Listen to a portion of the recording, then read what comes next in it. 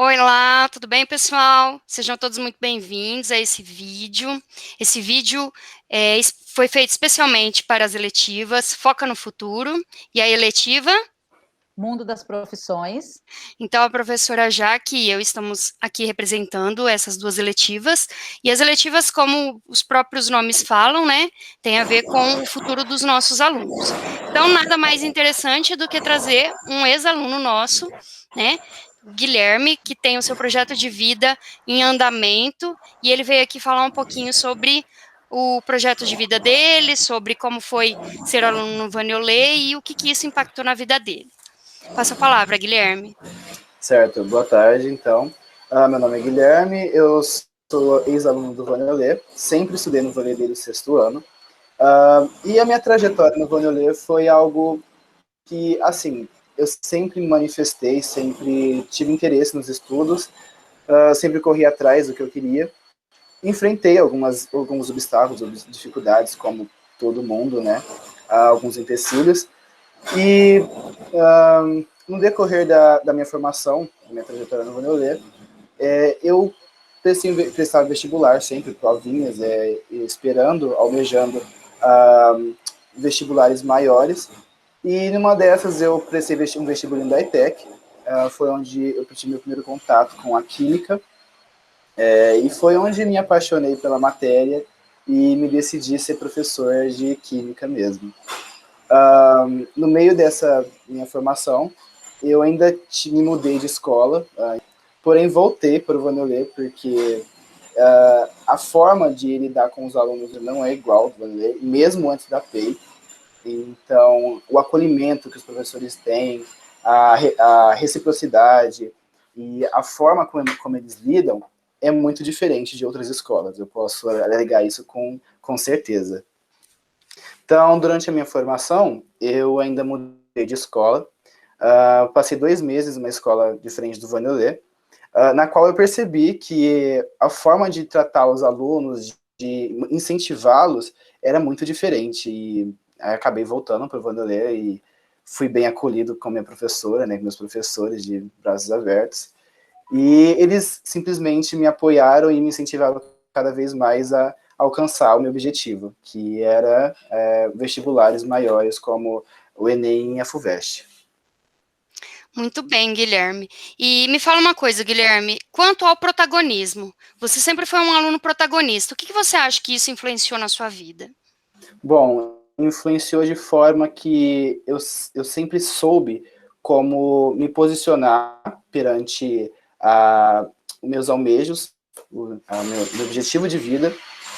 E isso simplesmente me ajudou muito, porque eu ia atrás de estudar e perguntava muito, participava muito das aulas, interagia e me esforçava ao máximo para entender matérias até que eu tinha dificuldade. Muito bem. E o incentivo que os professores deram para você, como você citou, Foram muito importantes, sempre foram importantes? Com certeza.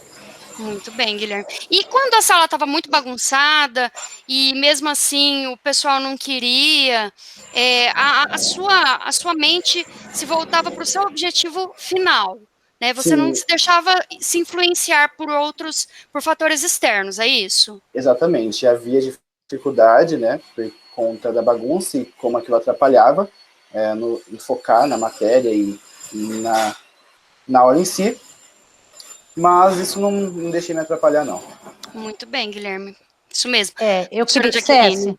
eu quero fazer uma pergunta, porque você pegou, né, o começo da pandemia, né, o final do seu curso pegou, o que isso atrapalhou, ou se isso não atrapalhou o seu objetivo?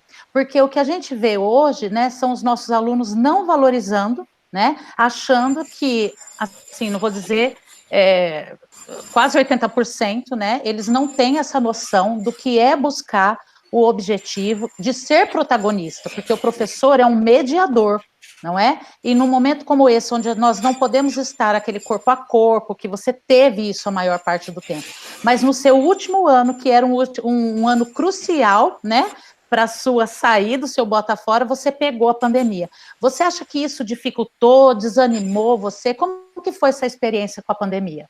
Com certeza, isso bagunçou bastante a minha rotina de estudo. apresentou muito mais dificuldades, tanto que a professora Cecília, que era minha monitora, minha tutora, Tutora. ela puxava muito a minha orelha, porque eu desanimei legal, no começo, pelo menos no comecinho. A diferença é muito grande entre o ensino remoto e a presencial, claramente. Mas depois de um tempinho, eu ainda passei por psicólogo, também precisei, para me recolocar no lugar. Quando eu percebi que eu estava deixando de lado meu objetivo e estava perdendo esse foco, estava desperdiçando um tempo que para mim seria muito importante, eu me reorganizei e pedi ajuda para vários professores meus, a Cecília, a professora Laís, me ajudaram muito.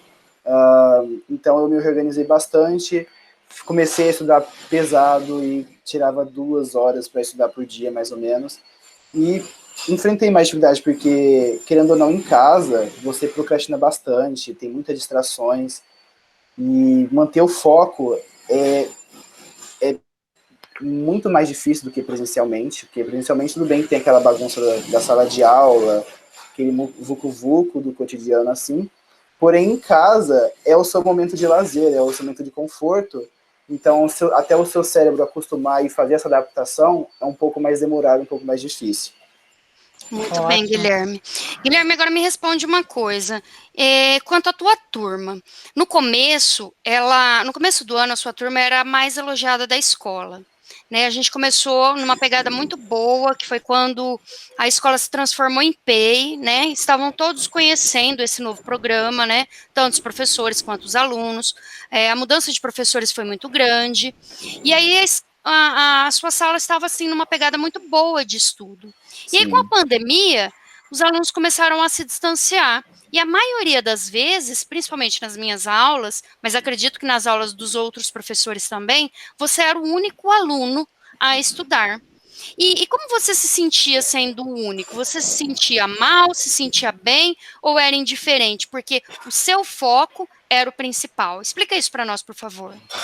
Bom, de certa forma, isso eu me senti um pouco mal, porque eu via que, infelizmente, isso é uma realidade para muitos, que eles precisam trabalhar e não podem ter essa oportunidade, então não tem, muitas vezes, essa oportunidade de simplesmente focar nos estudos, como eu ainda tive essa oportunidade.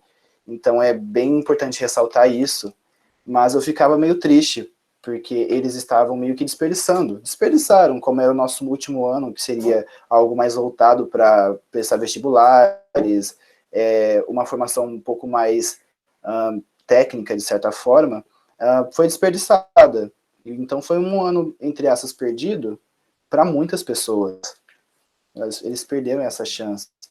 Então eu me sentia meio chateado, assim, por eles. Mas mesmo se sentindo chateado, ainda você continuou firme e não perdeu seu foco, não é Com mesmo? certeza. Com Isso foi o certeza. mais importante. Guilherme, agora me fala uma coisa. Você não almejava necessariamente a USP. Como que Não. aconteceu para você chegar na USP? O que aconteceu? Porque, assim, explica um pouquinho o que é a USP para nós, né? Que é uma faculdade que não é paga, não é uma faculdade pública. Explica para nós qual que foi o gatilho que fez com que você fosse prestar o vestibular da USP.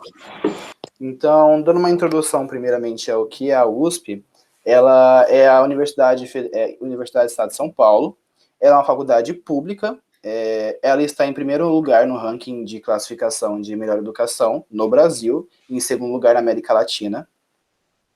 E a minha entrada na USP foi, na verdade, meio que bem por acaso.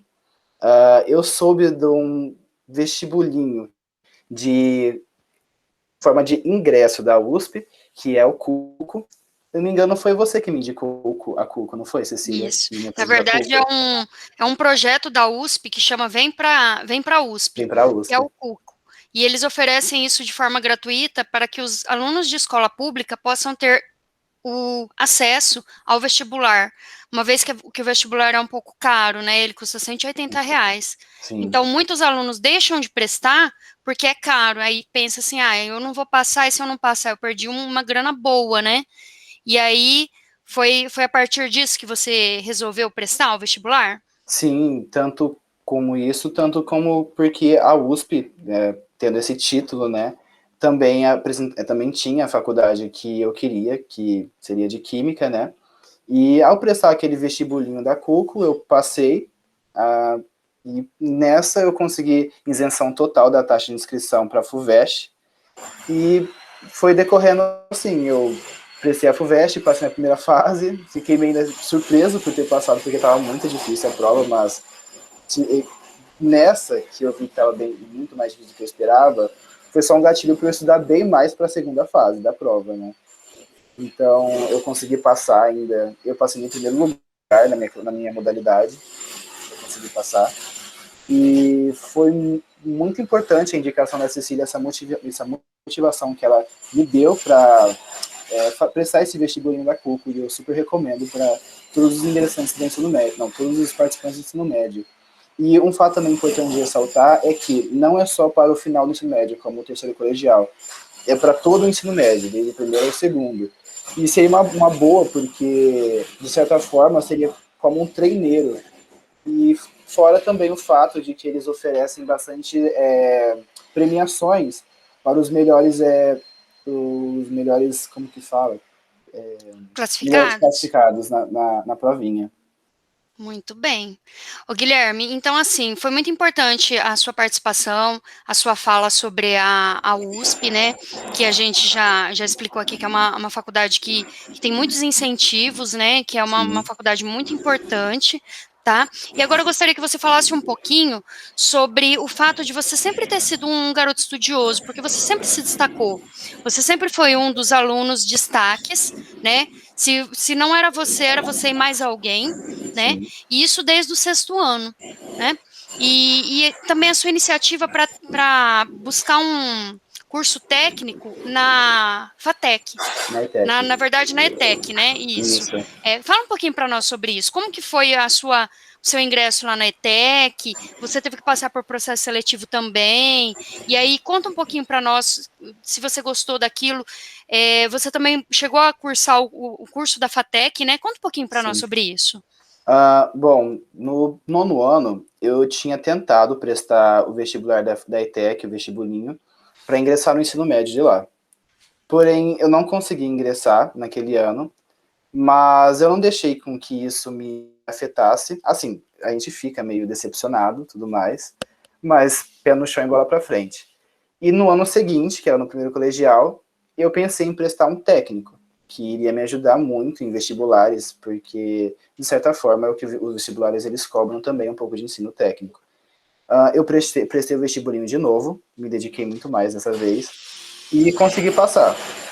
Nessa, meu primeiro contato com o curso parecia que era um ensino de outro mundo, porque é uma coisa muito diferente. É parecido com um pouco a faculdade, os professores eles não cobram tanto, então parte mais de você fazer as E a atividades. estrutura? É completamente diferente.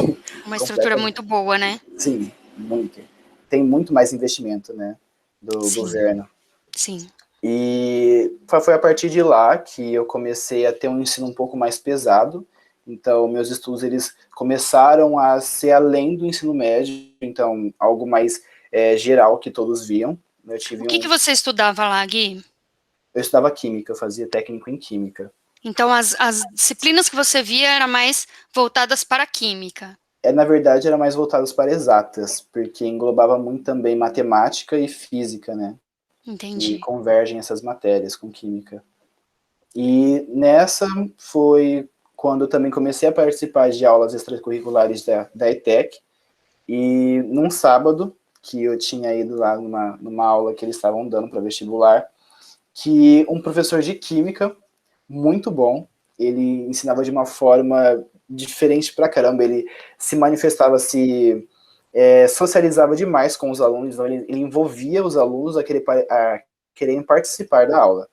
E foi uma coisa que me contagiou, assim, que eu falei, eu quero fazer isso também, porque eu gostava de explicar a matéria, eu gostava de fazer isso, sempre gostei, mas não sabia que queria ser professor, né?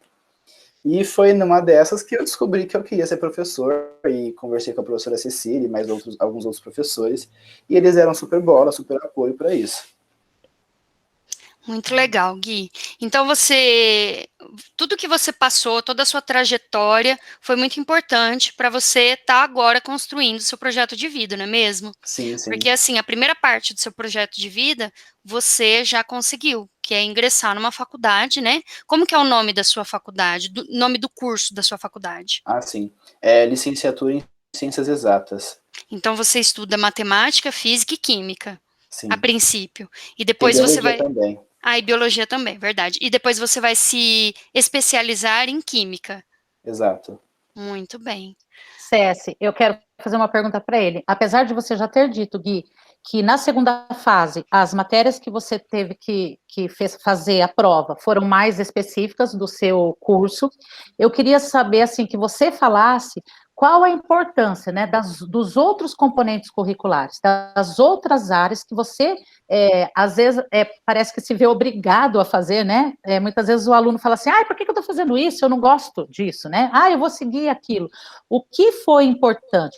Todo o conjunto, toda a área do conhecimento, né, que você teve que fazer e que você sempre desempenhou, né? Nunca vi você lá no 9º ano desmerecer alguma matéria, porque você sempre estava sendo aquilo que você era em todas as matérias, né? Não era só especificamente na que você gostava. Mas o que isso foi importante? Para que você entrasse, porque hoje você já está aí, mas para você estar aí, você precisou fazer algo. E Sim. esse algo?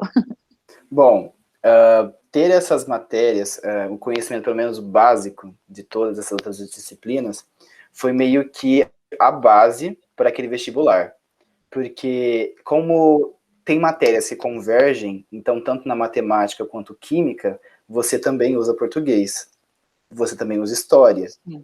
você usa muito dessas coisas. Então, ter uma noção de como essas matérias podem te ajudar, no caso, melhorar o seu desenvolvimento em vestibulares ou, sei lá, de outra forma, na sua vida, não sei, faz com que você tenha um melhor desempenho, um baita melhor desempenho, e foi no meu caso. A primeira prova são 90 questões de multidisciplinar, aí não sei como falar. Multidisciplinar. Multidisciplinar. Logo você Multidisciplinar, vai estar muito familiarizado com essa palavra, fica tranquilo. beleza. Multidisciplinar. E, tinha questões que eu ficava meio que boiando, porém, por ter base em algumas coisas, ter um pré-conhecimento naquilo, deu para interpretar a questão e associar a alguma coisa que eu já havia ouvido na escola. Uhum. E na segunda fase, porque a segunda fase era dividida em 2 etapas. A primeira etapa, ela é puro português, pura leitura e produção de texto. E nesse português também cai muita filosofia e história. Então, só que eles não colocam isso de forma explícita. Então, Sim. você tem que ter um conhecimento geral das coisas e saber interpretar muito bem. E isso, assim, é complicado, principalmente para mim, que sou mais da área de exatas, mas eu tive que me esforçar para conseguir desenvolver pelo menos o básico disso.